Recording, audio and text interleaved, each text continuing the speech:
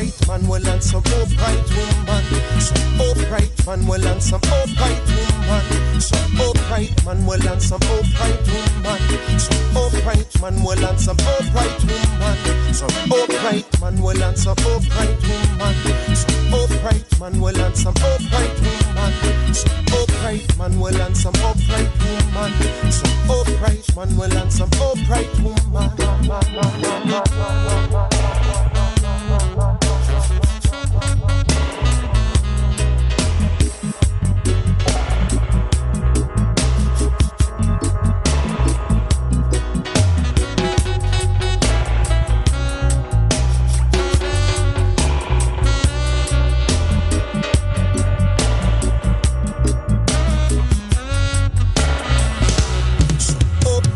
Will and some upright woman. Some upright man will and some upright woman. Some upright man will and some upright woman. Some upright man will and some upright woman. Some upright man will and some upright woman. Some upright man will and some upright woman. Some upright man will and some upright woman. Some upright man will and some upright woman. Silence Sankara, Lumumba, Gaddafi, Garvey and Mr. X, to the nation the daylight. The good they shine on the green, the wounds are deep, but your ways are not complex. It's the place of the grudge on the melanated ones. Use a form or distorted thanks to you. Try to turn the lights out with a black face in the White House. I have no Uncle Sam and I'm no tool.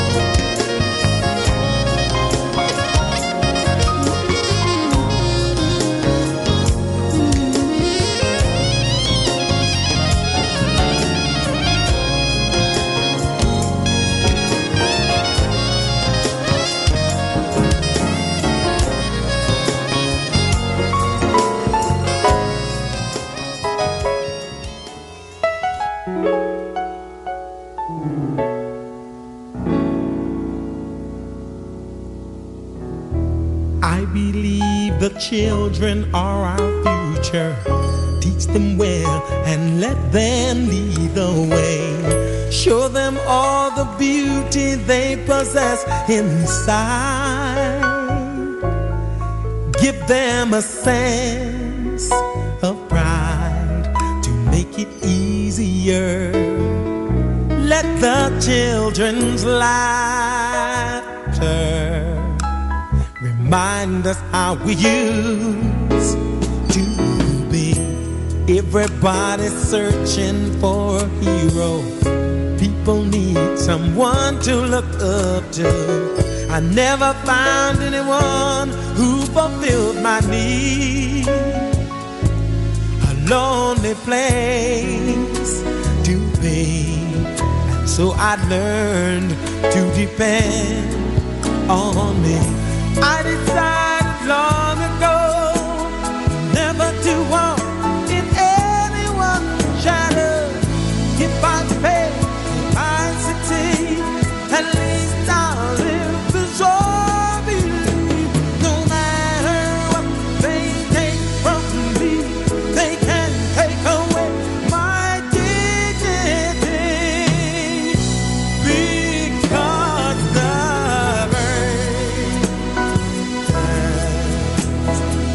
love of all was happening to me.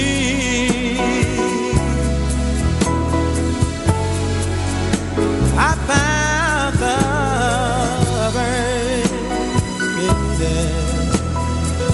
love of all inside of me.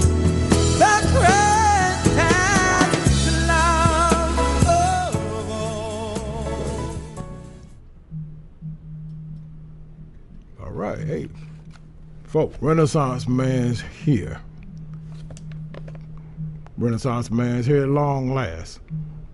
Good thing this is mostly a internet radio because Renaissance Man can't see very well. Went to the eye doctor today for essential tests and exams.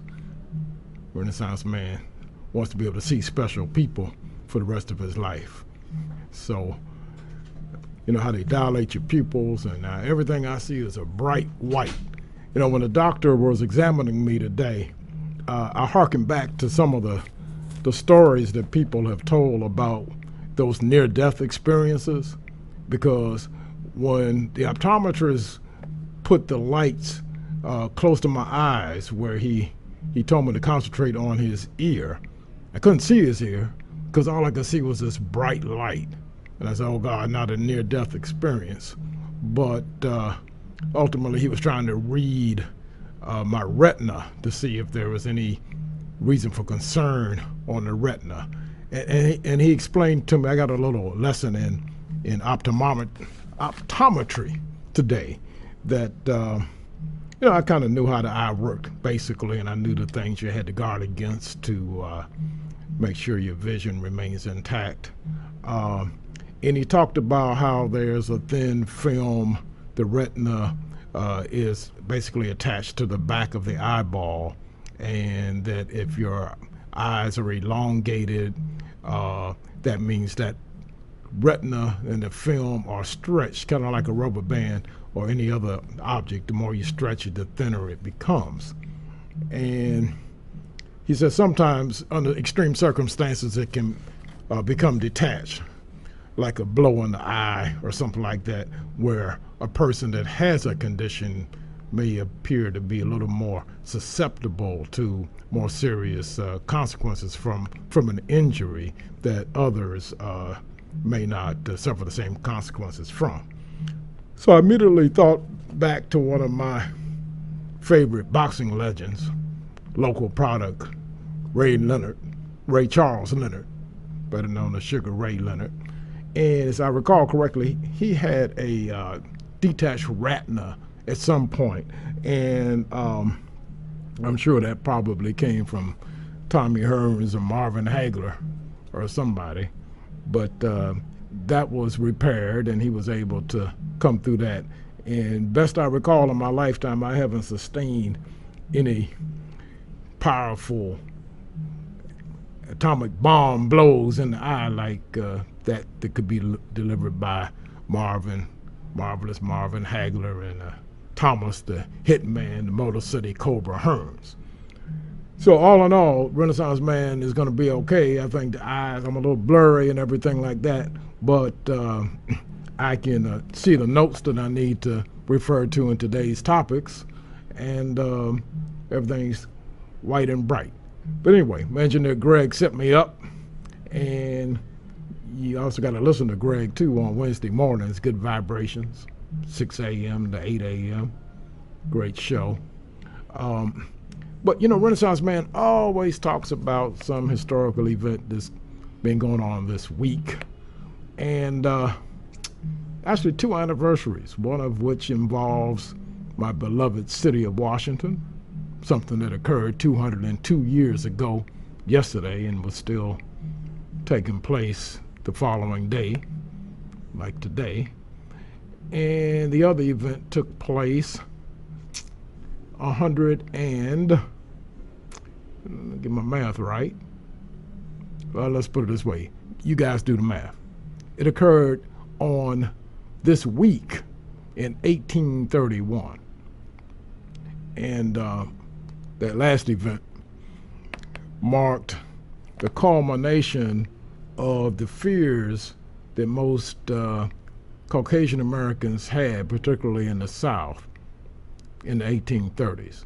In fact, this fear resonated with them probably starting in 1791, and their worst nightmare came to fruition on August 22nd, 1831. As you know, this country was a slave republic up until the passage of the 13th Amendment in 1865. And that being the case, the one event that haunted the Southern dream, you might say, was the full-scale, all-out slave rebellion. Slavery is an age-old institution. You know, American slavery takes on a different meaning for us modern-day Americans because it's so close temporally to our lifetime. Many people have ancestors, people living today have ancestors that are not that far removed from slavery, personally speaking. And I haven't done all the research, but I know of the name of and a little history of at least one great grandparent who was born during slavery time, and he was born in the South, but I don't know for sure if he was a slave or if he was, how and when he obtained his emancipation, etc. The point is, though, there are many Americans living today who are in close proximity generationally to the institution of slavery. But that being said, slavery has existed well before 19th century, 17th century America, even well before 17th and 15th century North America. However, we don't focus on that as much, but in ancient history, obviously the Hebrews at one point had been slaves to the Egyptians. The Roman Empire was replete with an institution of slavery. In fact, at one time, around 2,000 years ago, around the time of Christ's death and crucifixion, the city of Rome was a thriving metropolis. There were at least 1 million people living in the city of Rome around 1 or 2 AD. And of that population, the vast majority of the people there were actually slaves. But one could walk down a street in ancient Rome and not be able to readily discern the difference between a free Roman citizen, even an aristocrat, and a slave, because slaves were interspersed within the Roman society in such a way that a slave could actually be a proprietor in some type of a shop, or could be a craftsperson and yet be a slave. So slavery was simply a matter of a social status, not necessarily representing an inferior race. However, American slavery and North American slavery, I should say Western Hemisphere slavery, is the one that began to take on the connotation of some type of innate inferiority of the slave. And North American slavery, particularly the United States, was probably at the forefront of that form of slavery. Even in Latin America, slavery was not necessarily deemed as placing a person in an inferior state from a human level.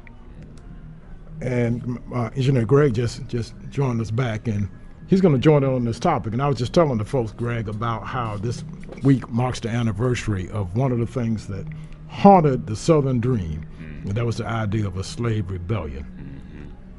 It all started for American slave owners in 1791 at a place that was not even within the United States. The summer of 1791, on the island of Santo Domingo, which we now call Haiti, was replete with aristocrats living large, as we would say today. And their slaves had provided them a lifestyle that was incomprehensibly comfortable and affluent and opulent, from the sugar plantations and all the other resources that the island of Santo Domingo, as they called it, had. And the aristocrats would be sitting on their verandas, and they would be drinking mint juleps, and they would entertain their European friends and relatives from France, and they would come over and they would sit. And in the summer of 1791, a curious thing happened. While they were sitting and enjoying and being ostensibly served by these obedient and these cooperative, love to be slaves people receiving the mint juleps, they would hear faint drumming and rumbling up in the mountains. And the French visitors would say, well, what y'all slaves doing up there? Oh, they just have a religious ceremonies. You know how they are. They heathens anyway. You know, so they beating the drums, and they heard this whole summer of 1791. They just heard the drum beats up in the mountains. And they paid it no attention. They continued to live large because their slaves were still catering to their needs, etc. Well, one day, about 500,000 slaves fell out of those mountains and fell upon those plantations, and within a few days, the entire island of Santo Domingo was on fire. The sugar plantations were up in flames, whites were being killed, and a full-scale revolution had begun under the leadership of Toussaint Louverture and other revolutionaries. Well, that happened in what is now Haiti, but that event was not lost on the slave owners in the United States, in Virginia, in South Carolina, and Georgia. They paid strict attention to that. And for those reasons, they just constantly lived in fear that their slaves would one day revolt.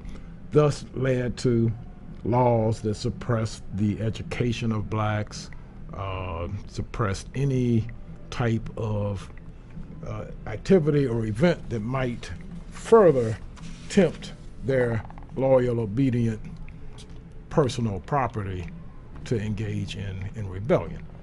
What do we have up there? We got something pertinent. I just threw up a picture of the Haitian Revolution as you were talking about. Well, there you go. Yeah, that epitomizes what happened in Haiti in the 1790s, and it resulted actually in the independence of Haiti becoming a country, which was, most people don't know this, Haiti was the second Western Hemisphere country to gain its independence from a European power after the United States. So the United States was 1776, and Haiti became an independent country in 1804. And based on most modern world history, or the best records that are kept, that's been the only successful slave revolt. Mm-hmm. Mm-hmm. And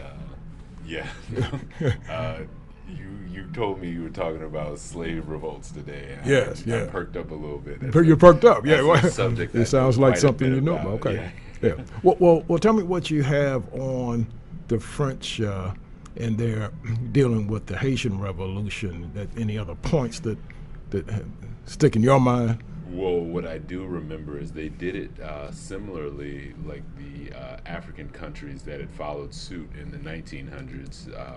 But when the Haitians gained their independence, the French tore down the infrastructure that was in place in the country, and just like, if you want to be independent, fine, you can have it. And they took everything and didn't leave the people with much to build with. And then the I don't want to jump in the story, but what it did do is that revolution bankrupted the French economy, and which led to the sale of the Louisiana Purchase. Interesting. We have to attribute the growth of the doubling of our country to that little island right down in the Gulf. Interesting. Okay, because that Louisiana Purchase was ratified or concluded around 1803, which was just about when that revolution was winding up. And Thomas Jefferson and his Secretary of State, I guess, purchased it, as I recall, from fifth grade, it was 3 cents an acre. Right. Which came to about $15 million. So y'all can do the math. Yeah. But anyway, interesting. Okay, so we could attribute the United States growth, and we called it the Louisiana Territory, which started in what is present Louisiana, but expanded all the way up the Mississippi to present-day Minnesota, and then out toward Montana and Idaho, what is now Montana and Idaho, and included much of basically the Missouri River Basin. Right. Yeah, yep. And so attribute that to them. So on the one hand, if you believed in manifest destiny, which was the cry in the 1840s of most Americans, we are destined by the providence to occupy most of this North American continent. But by the same token, it was achieved by one of the biggest fears the whites had. Right. So we want to expand North American, the American country to include most of North America, but we don't want to encourage too many more slave revolts in order to do it. Okay. But as of 1804, the French Revolution, the Haitian Revolution had concluded, and the American geography had expanded. But Southern whites now were in a state of fear. But another thing happened, though, before that revolution concluded. In Richmond, in 1800, another slave, an American slave by the name of Gabriel Prosser. Right. And some have argued it, and I got to look at the numbers again. It didn't jump off because of a betrayal. Right. But they're saying that he had the numbers. Yes. as you would in a sports analogy say, well, we got the talent here that we can win a championship. Right. Gabriel Prosser had the numbers that could have. They were going to take over the city of Richmond.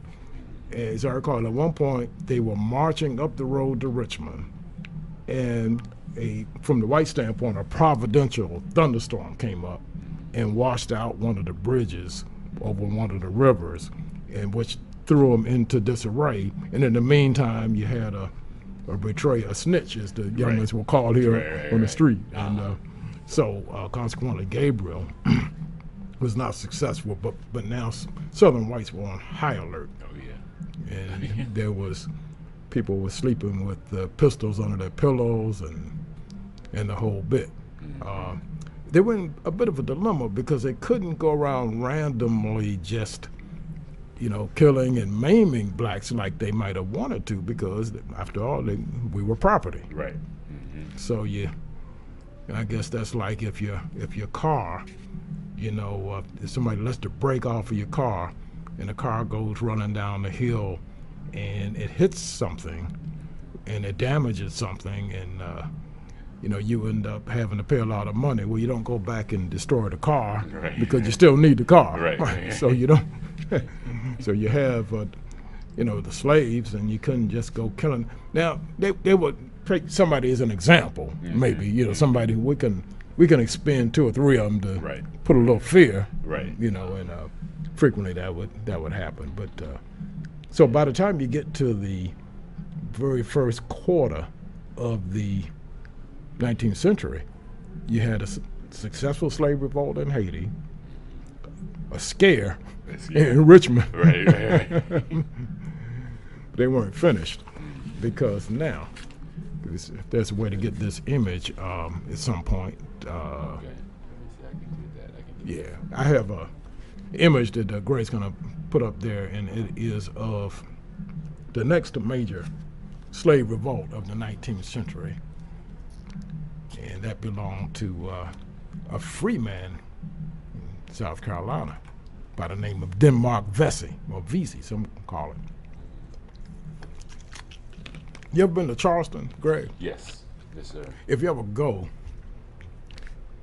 to number 20 Bull Street. Number 20 Bull Street. Denmark Vesey's house is still there. Oh, wow. Yeah. And it looks quite livable, I might add. Okay. Charleston being an old town, that house was clearly there before 1820. But anyway, Denmark Vesey was an interesting story. He was a free man, and he was in his 60s by the time he got around to leading this rebellion in 1822. The interesting story is how he acquired his freedom. And I think I'm going to take a page out of old Denmark's book to acquire me some stuff too. Whatever I'm not a big lottery player, but what's the status of the lottery now in D.C. and Virginia? Is there something out there? Something's out there now.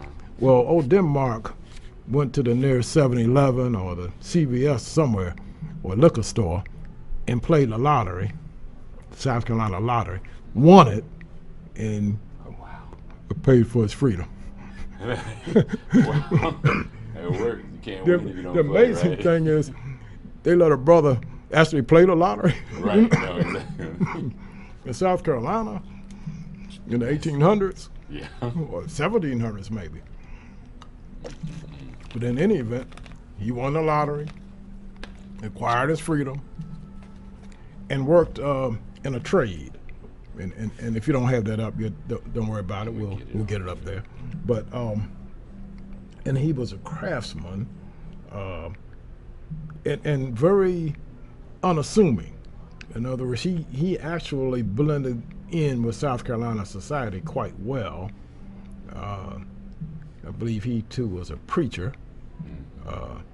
It's common denominator in some of these guys. Right. They were preachers, or at least ostensible preachers. And Denmark had a following, and but ironically, he was a free man. He could have continued to slide under the radar, and because he had no personal stake in a slave revolution.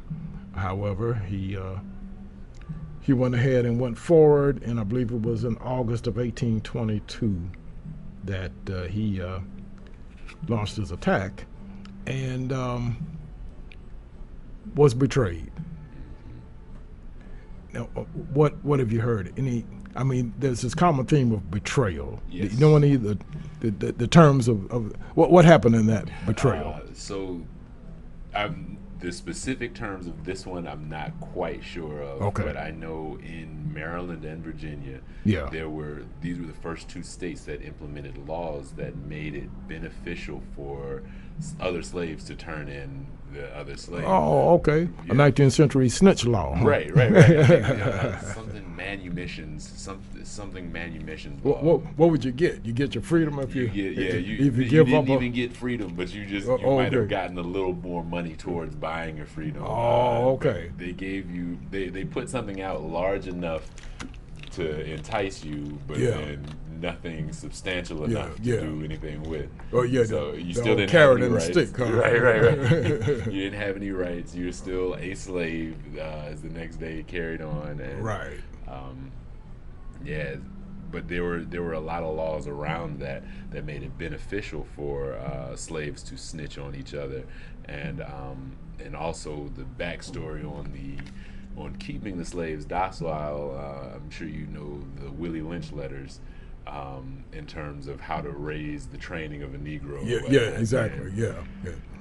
What were some of the key, the salient points that a slave master would need to know to keep a brother under check? Oh yeah, so like you said just before, you don't when all of your property runs wild and goes crazy, you don't take them all and beat them to death. You take one, and you take the biggest one, put them right in front of everybody, tie one end to the horse and another end to a horse, whip the horses, have them split the man in half, tar and feather him, and put the fear of God in the rest of the slaves. The old quartering technique. Right. I think they did that to the Apostle Paul. One of the apostles was done like, quarter. Okay, so you do it. What you do? You call them all out in the morning and say, hey, boys, come on over. We got a little assembly going on here. And just everybody y'all just hold tight. Y'all just stand there and wait for a minute. We'll be right back with you. So all the brothers are standing around and say, wonder what master got going, right? Right. Then they bring the brother out. And this is the display for the day. I can only imagine. But, I think, and then there was, keeping slaves uneducated, keeping them from being able to read, and so that was one of the reasons that the pastors would be the ones that would be leading some of these revolutions, because they were reading. They were the ones that were selected to read and pass this word on. And so keeping them from being able to do that. And another thing that made it so that a lot of the revolutions or rebellions here in America weren't so successful was dividing up all the slaves. They always say when we came, they took our names, our culture, our religion. Right. Well, you throw a bunch of slaves that came from all parts of Africa that spoke very different languages. Yes. The bond wasn't as strong. Exactly. The Caribbean islands was the midpoint. That was where they stopped and decided, where are you going? Are you going to North America? Are you going down to Brazil? Are you going to stay in this area? And so there was a thicker concentration of people that kind of blended together and knew each other there. Exactly. Yeah. So that would create a lack of cohesion where you might form So in other words, this manual, if you will, was calculated to prevent any cohesion and any unity and probably a little friction too. Yes. Because there was probably a little rivalry. Yes. I've read accounts where slaves would get together. Maybe one slave from a plantation would be hired to another, and they hadn't met each other before, so they compare notes, and the argument was, well, my master treats me better than your master. Don't you get it? Yeah. You don't let, neither one of them shouldn't be let off the hook. Right. You letting your master off the hook. Say, exactly. My master give me 3 pancakes. Right. Those techniques, like right? That. Well, there's something to be said for the white slave owner. I mean, they weren't stupid. Right. No. I mean, those methods were calculated to quell potential rebellions, and they knew that. So, they practiced it. Then how do you account for the fact that, and then we know about Gabriel Prosser, Denmark Vesey, we're going to talk about Nat Turner, but those just the 3 big ones. Right. There were all kinds of little rebellions and protests and any other type of opposition. So given the white slaveholders' mantra to do these things to prevent cohesion, how do you then explain the fact that these rebellions continue to take place? What does that say about the individual slaves? it goes against that narrative that they're always saying, oh, you know, slavery wasn't that bad. Yeah, Oh, black okay. people are naturally submissive, you know, Yeah, so they yeah, were yeah. comfortable. You know, there were some good slave owners. Yeah, It that- goes to speak towards the fact that the transatlantic slave trade was the worst slave trade that this world had seen to that day. I know Absolutely. you were talking about slavery in Rome before. Yeah, and, exactly. Yeah, people say, well, there was slavery in Africa. There was slavery all over the world. Yes, but yes, nothing slavery was- compared. Right. Yeah, Yeah, and you know, frequently the slave owners, when all else failed, would cite the Bible and would talk about, well, slavery is mentioned in the Bible, and there's some obscure passage that is probably taken out of context that says, servants, treat your master, obey your master, and all like that. Well, you know, you can find a passage in the Quran, the Bible, or any other holy book and take it out of context. Exactly. It will serve your purpose. exactly. I mean, if I want to go out and steal some money from somebody across the street, I bet you I could find a passage in the Bible and convolute it enough to justify it. Right.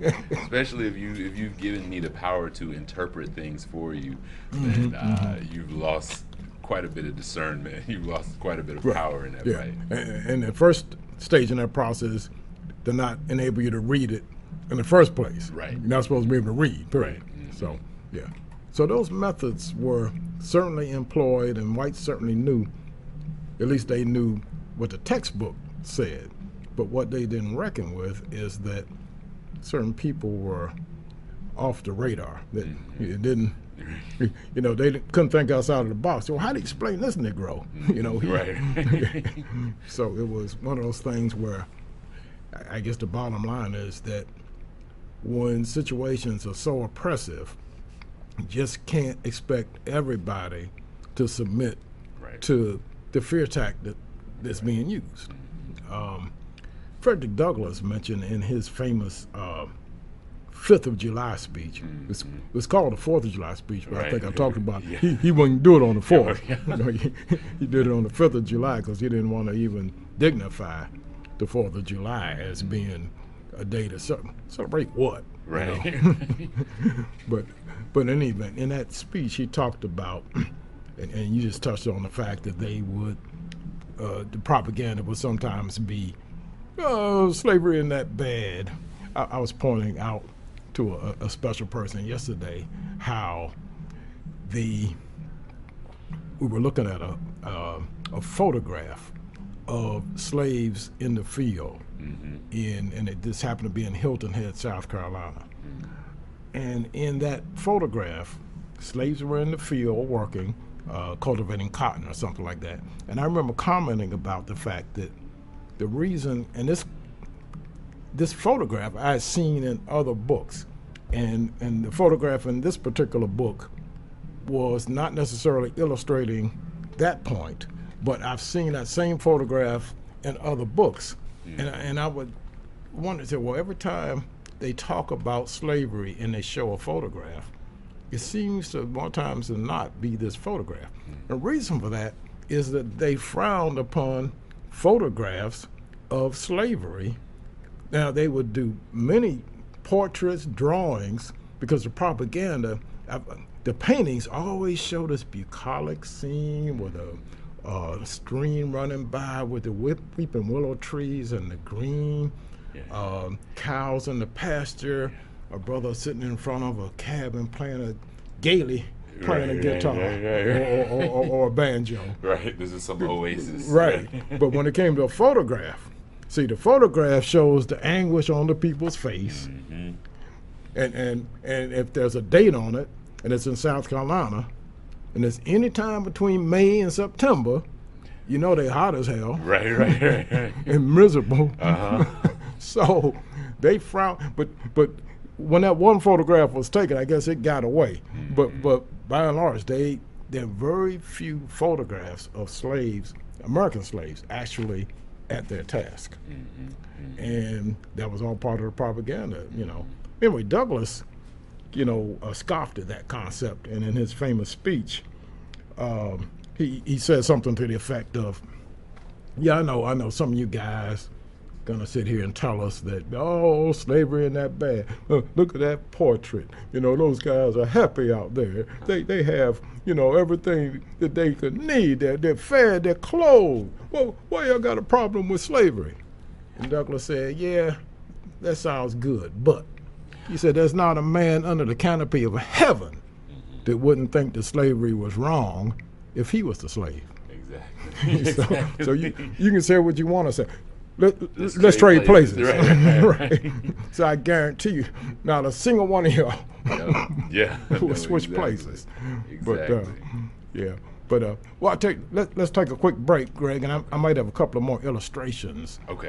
And we're going to talk a little more about this topic here. Renaissance Man will be right back with my main man, Greg. Let's stay together forever, despite all types of weather, even a hurricane.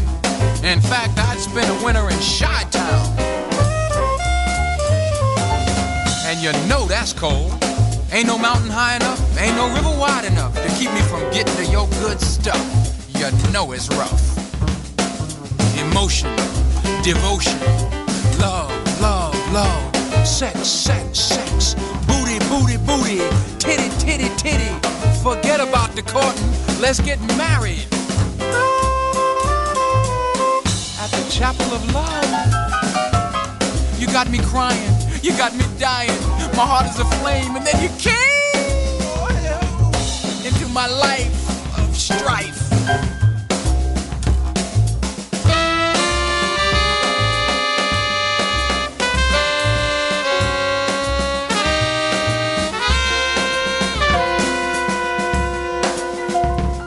But now I can go on. You give your love, my dove, my pet, my love, my Sharia more, my little cheese Danish from Junior's. Oh, give me more, more, more on the flow, flow, flow. Oh, oh, oh. It's been a long time, I had given up hope. What a dope, like soap on a rope. I went for the okie doke, you know this is true. He blew, L-O-V-E, S-E-X. I'll be a happy chappy, also nappy. I get the shivers down to my livers. Other guys just feed your lines, but I take it to Mickey D's. Baby, I'm on my knees, please, baby, please. But this ain't that song, it's getting long. My nature is rising to the horizon, as strong as an ox, like a Clorox box. You're a bad mama jamma. But you already know that. Just point me in the right direction. Only you give me that serious connection. Get out of my dreams. And into my car. But wouldn't you like to ride my Mercedes Benz? It's paid for. If not, I also got a pink Cadillac. I got it like that. My love is brewing. My love is stewing. Could it be? Yes, it be. Like a pencil to a pen, like a chicken to a hen. I could have been, if you could have, would have, should have. Love won't let me wait. Come on, baby, I'm double parked. You're so fine, blow my mind every time. Stop on a dime, just in time.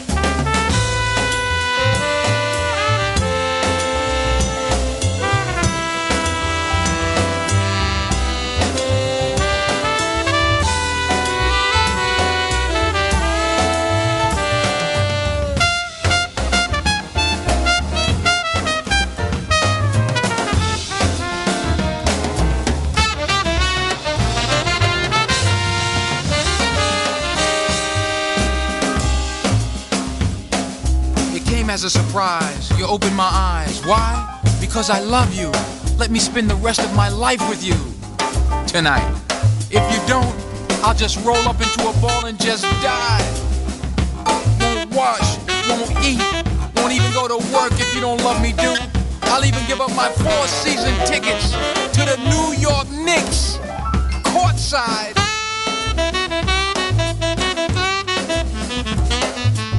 Know how I feel about basketball. That's gotta be L-O-V-E. Let me call you my own. Shower me with your cones. Let it rain down on me like a monsoon. Let your love come down, flow down, drown me in that stuff. I wanna swim in it, do 20 laps. The breaststroke is my specialty. L-O-V-E. L-O-V-E. L-O-V-E. lot of brothers and sisters have the wrong conception of the front line. They believe the front line is gangbanging on the streets, dealing with the underground drug industry. But the real front line is on the home front with sisters and brothers, but especially sisters of all colors, caring for the precious children and often putting up with our male myth. The real front line is working people fighting against unaccountable corporate power with its obscene levels of wealth inequality. The real front line. Citizens of all colors fighting against arbitrary police power. The criminal justice system that oversees black people being convicted. 70% of the drug sentences, but commit only 12% of the drug crimes. The real front line is not just here but around the world. It's struggling against AIDS in Africa. It's in solidarity with Mexican workers, Colombian peasants, Iraqi babies, brothers and sisters in East Timor and Tibet. The real front lines are memories of those who sacrificed themselves on the battlefields, first to die, last to be honored on the front line. We hold up the bloodstained banner for justice and freedom on the front line. We challenge athletes, entertainers, professors, doctors, lawyers, pharmacists to be on the front line. Don't sell your soul for a mess of pottage. Stay on the front line.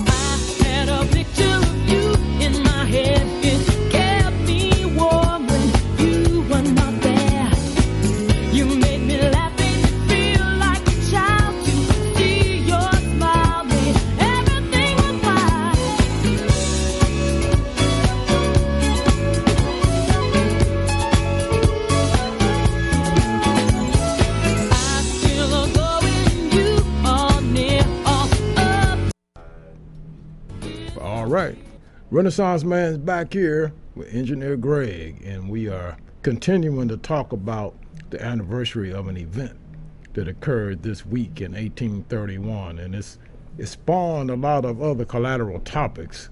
The event is an actual slave revolt, and the collateral topics that has spawned are just some of the intricacies of the institution of slavery as it existed in the Western Hemisphere in general, North America in particular, and even more particularly in the United States.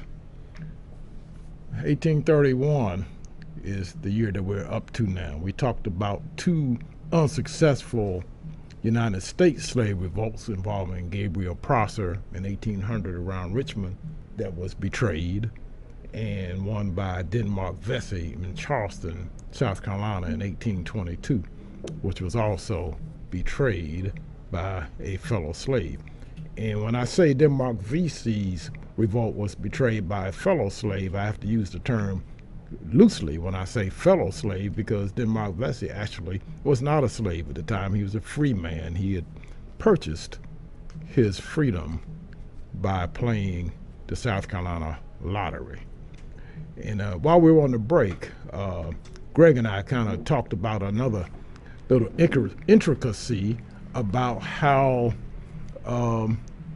the suppression tactics of black folk during the 19th century to make sure they remained good slaves, and also the propaganda that they would have the world believe as to how benign slavery was supposed to be, such as depicting through drawings and through paintings scenes in slavery that would suggest that the slave had a bit of a decent life, indeed almost a pleasant life, if you just looked at the surroundings of the bucolic streams. It would be something right out of Currier and Ives. If you didn't know any better, you'd say, man, what a beautiful, like those famous paintings of Under the Chestnut Tree and all those type of things. But insofar as photographs were concerned, they were very, very loathed. L-O-A-T-H-E, like that word, Greg? Right, loathed. Loathed, right, yeah. to present a photograph that actually depicted slavery as it was. And in addition to that, Greg, you were telling me about how that tactic hasn't been lost on the 19th century. Oh, no. What's this about the Texas textbooks and school books and all that? The great state of Texas in 2010 had recently voted to remedy what they called a liberal slant on slavery, saying that they were saying that it was too rough of a term to say that people were slaves, that people were tortured and whatnot. And they even suggested that slavery was a side issue to the fight to the Civil War, insinuating that the main issue was states' rights. But when it came down to it, slavery and the states' rights were two inseparable things at the same. They were all one thing. Oh boy! And so they're trying to play that game. Huh? Right. So for the recently. The publisher McGraw-Hill has issued an apology for having put the term workers, describing slaves as workers and undocumented undocumented workers during their time as being slaves. So they had to issue that apology to say, okay, we were sorry for that oversight. And so what? So yeah, just recently they changed the textbooks back to say that they were actually slaves. And okay, so what they were telling us, Greg, is that when they did the 1860 census and they determined that there were 4 million folk, African American folk, living in the South, owing allegiance to other human beings, that they were undocumented workers. Right. It's exactly what they were saying. Well, then we need to go and change those census records. I'm gonna go down to the archives, and I'm gonna ask the archivist to say, "Look here now, let's go back in all these. They're on microfiche, and let's go ahead and change that to undocumented workers." Right. Yeah. Wow. What a stretch. Yeah, and I imagine there's some tax benefit to having those undocumented workers counted on your census as well.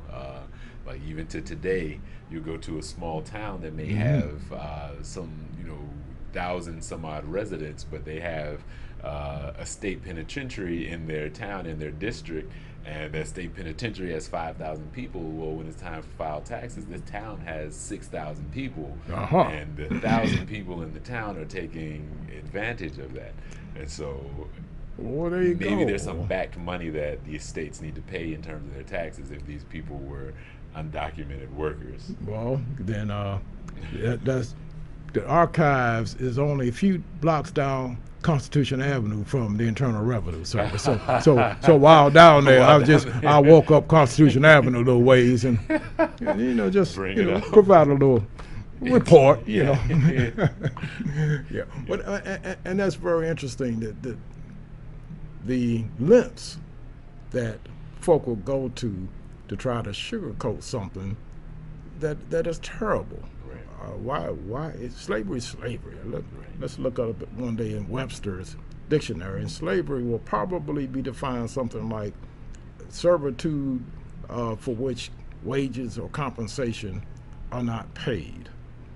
And the word undocumented worker, the word worker connotates, at least in the minds of most people in the plain English sense, worker suggests that it is employment, Right. which means you're getting paid. Right. So for them to say that, the idea is to subtly suggest that they weren't really uncompensated. Right.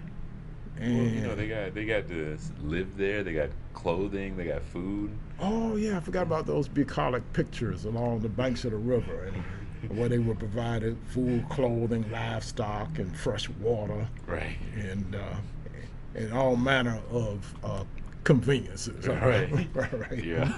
Okay, but interesting point.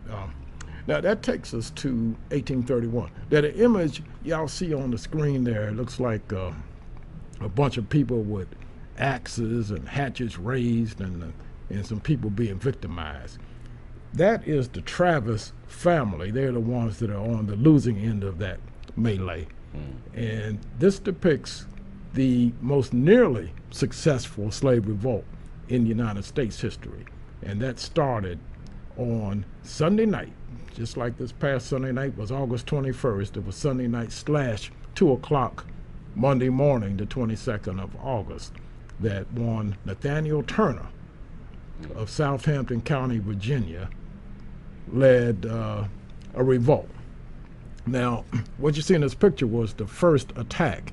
And ultimately, Nat's band of slaves, which he increased with every plantation he went to, started out with Nat and two of his Confederates, Hark, Jack, and another of his slaves who were friends of his.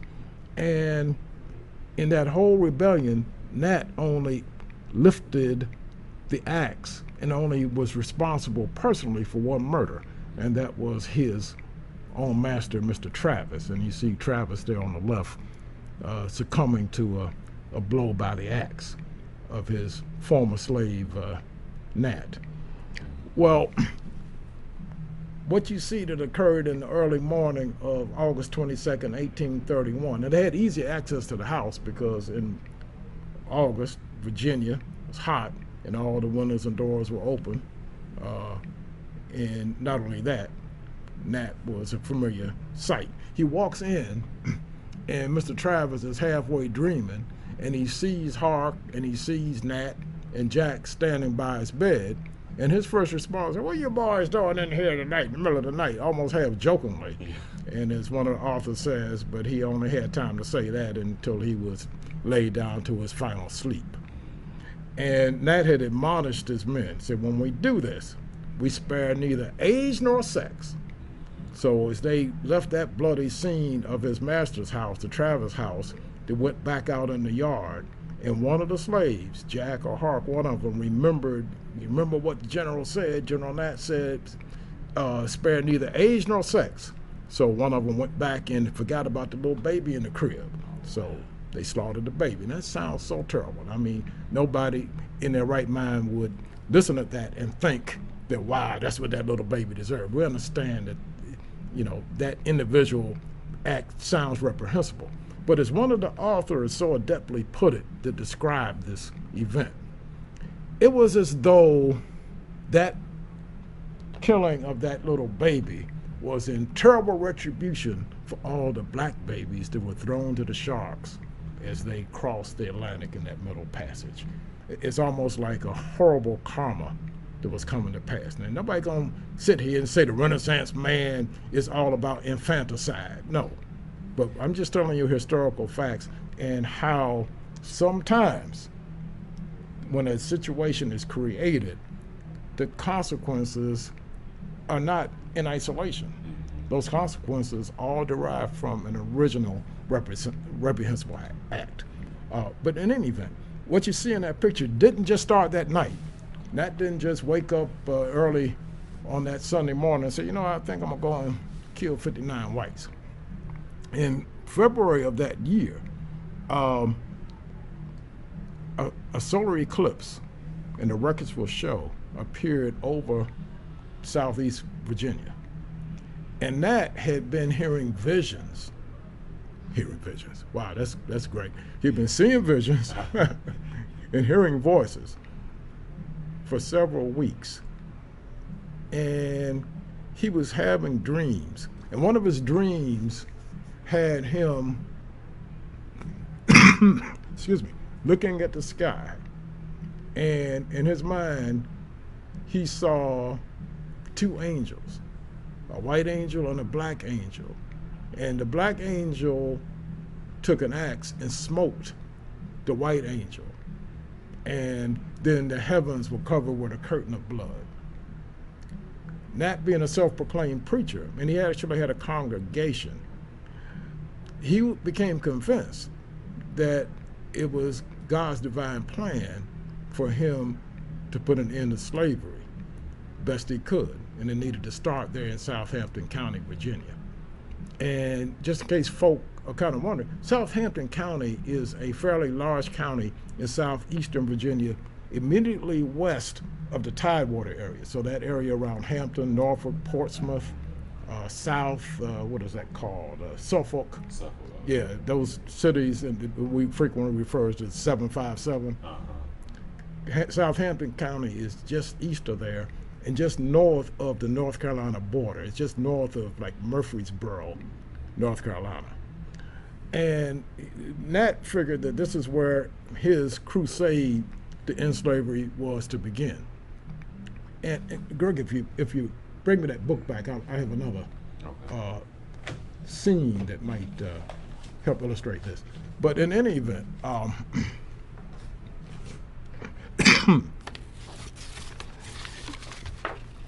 he had visions and heard voices that said that he was destined to do this. When he saw that image, he knew that he had to engage in this revolt.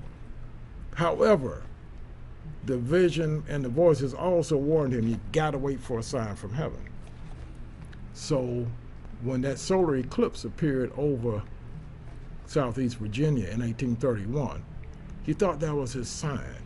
But somehow he either took deathly ill or very ill and couldn't pull it off, and to him that was a sign that this isn't the right time. So he waited and waited, and then in August he saw other signs from heaven. So now Nat was getting a little bit impatient.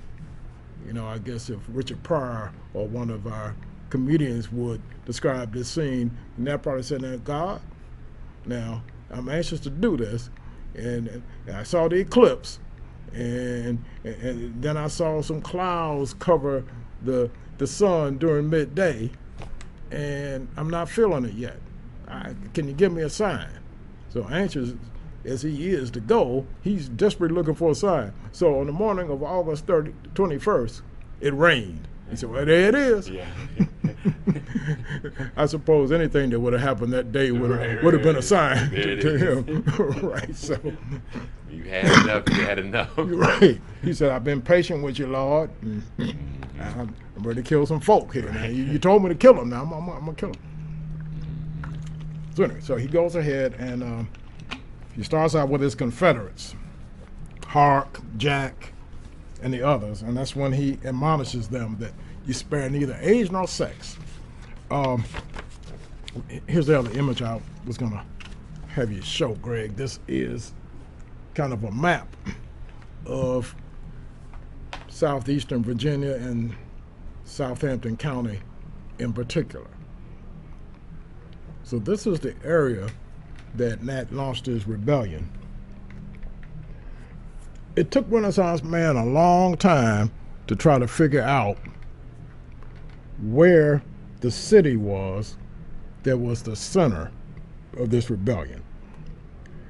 Because in the intervening years, the name of that city has changed. Now, this whole thing was a religious crusade in the eyes of Nat Turner. He was a preacher, and everything he was doing thought was divinely ordained, including the visions and the auditory hallucinations. I'm not even going to call them hallucinations. I can't say he didn't hear 'em. Maybe he heard something, or something motivated him, so I'm not going to call them hallucinations. But all this he figured was derived from the divinity. And ironically enough, he was guided that he had a plan. This was not haphazard. He wasn't just going to kill all the whites and then stand there and say, now what do we do? His idea was to kill as many whites as he could. He went from farmhouse to farmhouse, and at each farmhouse, he gathered more and more slaves who were willing. Now, some slaves weren't willing. Some slaves jumped at it. And the idea was to round up as many slaves as you can, every farmhouse. You kill the whites, grab the slaves, and more importantly, grab guns and other weapons. So by daybreak on August 22nd, he had already killed several families, and the element of surprise had now gone away a little bit because it was now daylight. But he did most of his damage in those pre-dawn hours before it got light. And once daylight hit, he was then a little more obvious, because he got to a farmhouse and the old man inside, now he knew what was happening. He saw him coming, and he said, come on, boy. He barricaded himself in. He said, come on, boys. I ain't, words to the effect of, I ain't going down like that. That's what, we would say nowadays. He said something to that effect. And Nat and them passed this house by. They probably, that's a crazy white boy. We ain't gonna mess with him.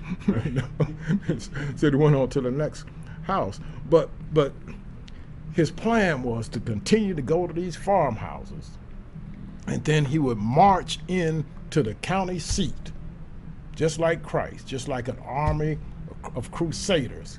And guess what the name of the county seat of Southampton County was then? Jerusalem.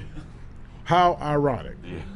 If you look for Jerusalem today, you won't find it. And when I first started studying this, I scoured maps of Virginia. Where in the world was Jerusalem? And then I happened to be stationed down in that area in the military at Fort Eustis over in Newport News.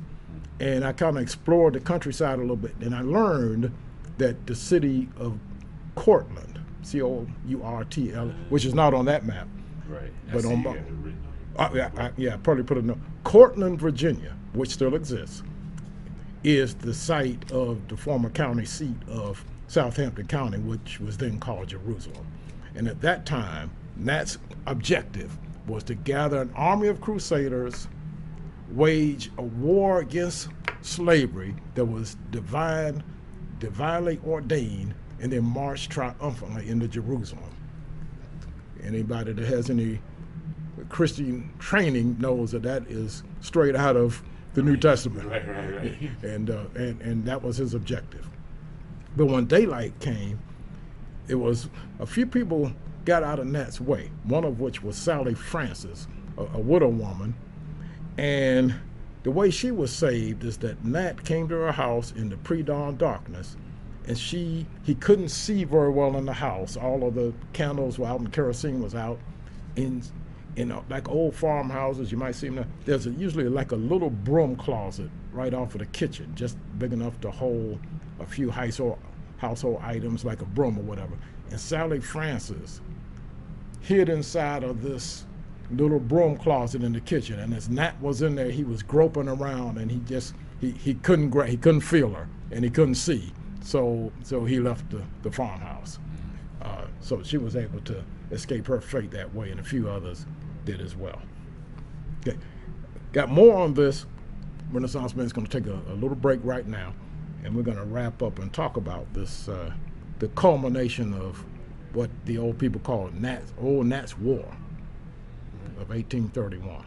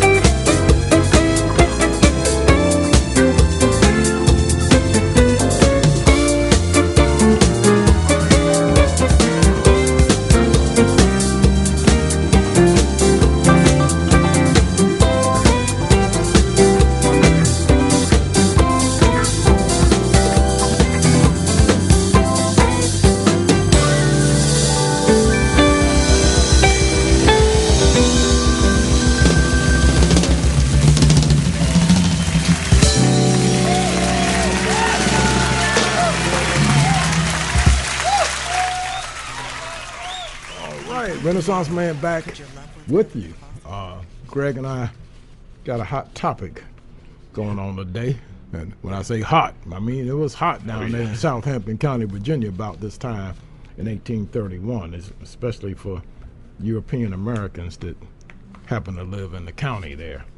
We had talked about Nat Turner, and by this time, okay, just to be real accurate, now, this past Sunday night was August 21st, and that was a Sunday night in 1831, and about 2 o'clock that next morning, August 22nd, so this week actually parallels that year, the rebellion started on a Monday morning.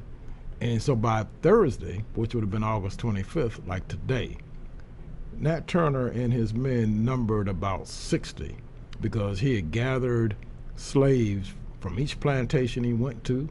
He gathered weapons, and by Thursday, they were riding strong. They were riding almost as though they were an actual army. And Nat actually put people in formation and had them in drill, just like a general. And they referred to him as General Nat at that point. And he, at every homestead, and I'm going to read a little bit from a work by Terry Bisson, and it's called Nat Turner. And in this work, the author talks about at every homestead, all of the whites were killed without exception, and all of the slaves who were willing to join the fight were recruited. Those who had no stomach for the rebellion were warned not to betray or interfere with it in any way. Then each house was searched for firearms, ammunition, food, clothing, and money. Horses and mules were saddled and taken. There was no petty individual looting, and in no instance were individuals humiliated or tortured, nor were women molested or raped, as those who would stereotype slaves and black men at that time would have suspected. Because that wasn't all about no individual gratification. Right. He was an army, and he wanted to bring about emancipation. The only lapse in discipline of Turner's army was brought about by the apple brandy, oh boy, that was found in every Southampton home. Even though Turner was never known to drink, he initially permitted his men to imbibe at every stop. In doing so, he allowed a thief into the army's ranks, one that would eventually steal the men's resolve. However, this problem was not to surface until later. The households in Southampton County fell like dominoes one by one. The Francis household, the Travis household, which was Nat's own, Whitehead, Bryant, Newsom. They all fell one by one as the rebels rode toward Jerusalem, the county seat of Southampton County. At one point, they got to the Barrow Farm, and they found an old veteran of the War of 1812 in the field.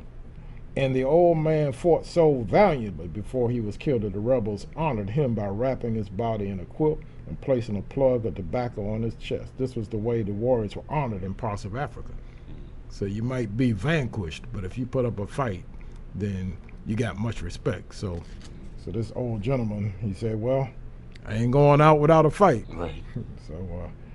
So that was an incident. In contrast, fast forward, when some of the rebels were later caught up with and captured, they weren't so honored. They were mutilated shamelessly, as one would expect. By this time, Turner was riding at the back of his army, trying to coordinate the whole as his men struck farm to farm. Billy Artis, Will, Hawk Travis, and Nelson Williams had come to the forefront as natural leaders. They were Turner's lieutenants. Hawk was the first among them, leading the largest detachment of cavalry. At 10 a.m. on the morning of August 22nd, Turner caught up with a section of his forces at the Harris Farm, only 5 miles from Jerusalem. Their journey was half over. As Turner rode up to them, his sword in hand, he was surprised to see how large his forces had grown. 40 insurgents, all mounted, and many of them armed with rifles or muskets, greeted him with loud hurrahs. 40 black warriors with African blood, an army of slaves riding for freedom, honoring their modern-day Spartacus, who was a leader of a slave rebellion in ancient Rome, which we just made reference to. This was probably the high water mark of the rebellion. He actually formed an army of determined slaves. Obviously, sooner or later, he knew that the element of surprise was going to be over because of daylight, and he also knew that ultimately he was going to face a formidable force as the Virginia militia. Alarms went off in Richmond, Norfolk, all the northern newspapers, southern newspapers just, oh, we got a full-scale rebellion going on here. And whites were just shaken out of their boots. So if nothing else, Nat made it clear that y'all just can't sit on this. You know, all those bucolic portraits of slaves being happy and gay and playing banjos, y'all can just about forget about that. Yeah. He said, we might not win this thing, but I bet you better not sit down. Stop these pictures. Right, Stop these yeah. paintings. And better sleep with one eye open, too. Right. But now, here's the Williams farm. Nelson Williams was 4 miles southwest of Jerusalem. Henry Porter plantation. Salathiel Francis was not the same as the Sally Francis who was able to hide in the broom closet. There's a free black farmer by the name of Billy Artis. And Billy, he said, I might be free, but I like what y'all doing. So Billy jumped in on the charade. And the Travis plantation, which was Nat's own, he killed Joseph, which was the master, Sally. Putnam was 9 years old. And that's the one where they went back after they realized that Nat had said, spare neither age nor sex. So 1 year old Nathaniel Francis Travis, Hark or Billy or one of them went back in and killed the baby. Greg, you made an interesting point about that, and we talked about that before, that we don't condone no killing of no babies or nothing like that, but this is history. What was the point you make about so that? when you were telling that story about how it's almost like it's karmic, how it comes back, you also told the story about how that part of the story when I can't remember the slave master Travis, I don't know his first name.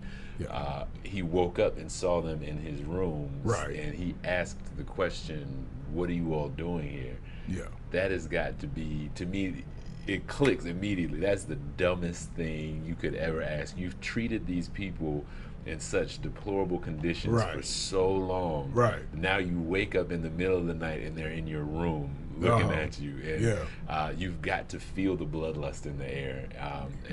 And to me, it points to the fact that we still don't to this day recognize the laws of cause and effect in this country, and it's continuing down the line, and even in present day when we've had those conversations on the police brutality and the riots that take place. When people have had enough because of this, there's going to be an effect, and that effect is usually greater than, equal to, or some kind of explosive effect. Because these people have been voiceless, they've been oppressed and whatnot, and I'm just drawing that link between those rebellions and the riots that we're having current day. Absolutely. So to ask that question is folly. Right. Why you think they're in the room? Right. They're not here to wish you and Mrs. Travis a good night. Right. They come to tuck you in, make sure you got some water in case when you wake up. So, and it's amazing how, and it's so telling how you say that this hasn't changed, because in this rebellion, and just like in this police shooting of unarmed blacks issue, if you can get folk to focus on the retaliation, and condemned it. Blacks Lives Matter. So y'all preaching hate against the police, Right. and the same with, the reaction, of course, was to execute innocent slaves, and of course to terribly mutilate those men of Nat's army that were captured, and just excoriate. How despicable could this be? How these are savages. These are inhuman creatures. Now, never mind the fact that you've been treating them as inhuman. Right. That's a no moment here. You can't go to school. You can't learn. Right. You stay back. Yeah. So, Yeah. but anyway, yeah. So I guess the whole point of this is look at the irony in this, and unfortunately, look at the parallel between then and now. We're still dealing with that kind of stuff, and that was 15 years ago or thereabouts. And but that's what we do. Ultimately, Nat eluded capture for a while. He hid out in the Great Dismal Swamp there in Virginia, and a hunter encountered him hiding in the woods in October of I think on Halloween of that year. So from August to October, Nat eluded capture. His boys were captured and tortured in many cases. But the ultimate irony is when they captured Nat, they appointed him a court-appointed lawyer, gave him a trial, quote unquote, and he was tried in the Southampton County Courthouse. Why did they go through that motion using state funds for a trial in which, when I used to practice, full time as a prosecutor, there was a little joke we used to make when somebody's client was so guilty that it was not even in question. Yet the Constitution says you have a right to a trial. Right. So I would ask my opponent, the defense attorney, said, "Man, why you guys want to go to trial?" The police found him laying beside the victim. And the victim had 5 bullet holes in his head. Your client had a gun with 5 bullets missing. and the blood spatter of the victim was all over your client. Why does he want a trial? And the defense counsel will sometimes say, well, he just wanted to take a slower plea. Because all it is a guilty plea that's going to take 3 or 4 days. Right. So that's what they did with Nat Turner. They basically said, we'll give him a trial. And, it was inevitable. Yeah. But for many years, they ultimately hung him on a tree outside of the Southampton courthouse. And only recently, when I went through Cortland, and this might have been around 1999, that's when I discovered all of this about Jerusalem and the name change and everything. They had just removed the tree. For years, they kept that big old oak tree there where they had hanged that. And I think the old courthouse, I don't know if it was torn down. They certainly don't use it anymore. And there's a new courthouse there. But this tree was sitting outside of the old courthouse, and for years, I think there's a plaque there now that says this is the tree where the tree stood, where he was hanged. And as a complete ironic circle that this comes to, and I'm a big fan of American history, as you know, by coincidence, Nat was executed on what would have been exactly 120 years to the day before I was born. So, Oh, wow. Yeah, he was executed on November 11th, which is Renaissance Man's birthday. So I can remember that date pretty well. Yeah, But so ended the saga of Nat Turner and the most nearly successful slave revolt in United States history. And as Greg and I have pointed out, the same issues that surrounded that still exist today. Fortunately, not on as quite a violent scale. Brazen, yeah. Yeah, but still there. But anyway, that's Renaissance Man's story for the day. Thanks again to Greg. Always listen to Greg on Wednesday mornings, Good Vibrations, 6 to 8. And Greg always helps me and we'll have all you all back. Don't miss Renaissance Man. See, you would have missed this if you didn't hear it. Yeah. I'll have something just as interesting next week. So see y'all later. All right. All right.